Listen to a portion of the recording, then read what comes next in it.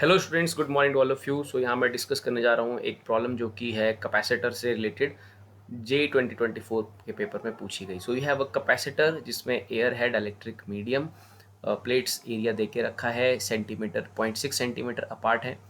उसके बाद आप क्या करते हो कि उसमें एक स्लैब डालते हो, डाइलेक्ट्रिक स्लैब डालते हो, इंसर्ट करते हो, जिसका एरिया उतना ही है जितना प्लेट एरिया है, और उसकी जो सेपरेशन है वो भी 0.6 सेंटीमीटर है। मतलब उसका जो थिकनेस है बेसिकली वो भी 0.6 सेंटीमीटर है। उसको इंसर्ट करते हो, लेकिन ये करने के साथ साथ आप यहाँ पर कंडक्टिंग प्लेट्स को 0.2 सेंटीमीटर से अपार्ट ले जाते हो। ठीक है, move 0.2 centimetre to keep the capacitance same as in the previous case. Dielectric constant of the slab आपको निकालना है। देखिए स्टूडेंट्स, इसमें क्या है कि like you have a capacitor. देखिए ये आपके पास एक इनिशियली एक कैपेसिटर है जिसमें जो सेपरेशन है प्लेट्स के बीच में वो है 0.6 सेंटीमीटर। तो ऑब्वियसली इसकी जो पैरेलल प्लेट कैपेसिटर की कैपेसिटी रहेगी, इसमें air is the medium there, तो इसकी कैपेसिटी रहेगी epsilon naught A by D. Okay, then हम इसी कैपेसिटर में कुछ इंसर्ट करते हैं डाइलेक्ट्रिक मीडियम, लेकिन वो इंसर्ट करने के साथ साथ हम बेसिकली 0.2 सेंटीमीटर से इस प्लेट्स को दूर भी ले जाते हैं, और अपना लाइक इसमें इतने पोर्शन में जो है 0.6 सेंटीमीटर के पोर्शन में जो है जो डाइलेक्ट्रिक को फिल कर देते हैं। और जिस डाइलेक्ट्रिक का जो डाइलेक्ट्रिक कांस्टेंट है के, वही हमें यहाँ पर फाइंड आउट करना है। तो ये आपने दूसरी बार ये कुछ ऐसा करके रखा है, लेकिन ये सब करने के बाद भी जो आपकी कैपेसिटेंस है वो वही है जो फर्स्ट केस की थी, दैट इज़ द फर्स्ट और इनिशियल केस, और that is the second case. तो ये करने के बाद भी आपकी जो कैपेसिटेंस है उस पर असर नहीं पड़ा है।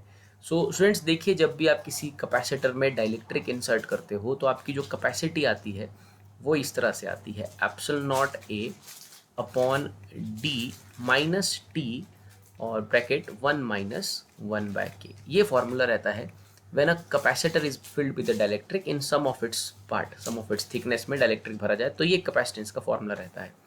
तो इसी फॉर्मूले को हम इस्तेमाल करेंगे और कैपेसिटी निकालेंगे, और उस कैपेसिटी को स्टार्टिंग की कैपेसिटी के सामने इक्वेट कर देंगे।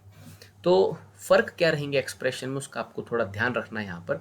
तो मैं दूसरे केस की कैपेसिटी निकालता हूँ। यहाँ लिखा जाएगा epsilon naught A upon, plate area वही है एज इट इज, इसलिए ए ही लिख रहा हूँ, epsilon naught A upon D. D होती है प्लेट्स के बीच की सेपरेशन। देखिए ये सब करने के बाद नाउ जो सेपरेशन है स्टूडेंट्स वो अब डी नहीं रही है। मतलब जो पहले आपने डी को अगर 0.6 माना है, तो अब प्लेट्स के बीच की सेपरेशन आपने 0.2 और दूर ले गए हो आप, तो इट इज़ 0.6 प्लस 0.2। ये आपको ध्यान रखना है। यहाँ पर आपको एज इट इज़ कहीं 0.6 नहीं भरना है, यहाँ भरना है अब आपको 0.8, because now the separation between the plates is not 0.6, it is not 0.8 minus thickness. Thickness मतलब कितने पोर्शन में जो है आपका डाइलेक्ट्रिक भरा है। तो डाइलेक्ट्रिक जिस रीजन में भरा है उसकी थिकनेस है 0.6, तो टी की जगह आप 0.6 लिखेंगे, ब्रैकेट 1 - 1/k, और k हमें निकालना है। So this is the capacitance after doing all this process in the second case. So ये कैपेसिटेंस मैं इक्वेशन 2 लिखता हूँ, लेकिन अकॉर्डिंग टू क्वेश्चन स्टार्टिंग का कैपेसिटेंस और बाद का कैपेसिटेंस सेम है, तो हम इन दोनों को आपस में इक्वेट कर लेते हैं। So it is like epsilon naught A 0.8 minus, यही मल्टीप्लाई कर लेते हैं इसे, इट इज़ 0.6 प्लस 0.6 अपॉन के, और इसे हम इक्वेट करेंगे epsilon naught A by D. D मतलब सेपरेशन, तो स्टार्टिंग में जो सेपरेशन था फर्स्ट केस में वो बेसिकली 0.6 था। ठीक है स्टूडेंट्स, देखिए ये वाला डी का आपको ध्यान रखना है। ये डी प्लेट्स को मूव करने के बाद इस डी की वैल्यू 0.8 हो गई है, और इनिशियली जो डी था सेपरेशन थी वो 0.6 थी। So we'll just equate them, इनको हम कैंसिल कर सकते हैं।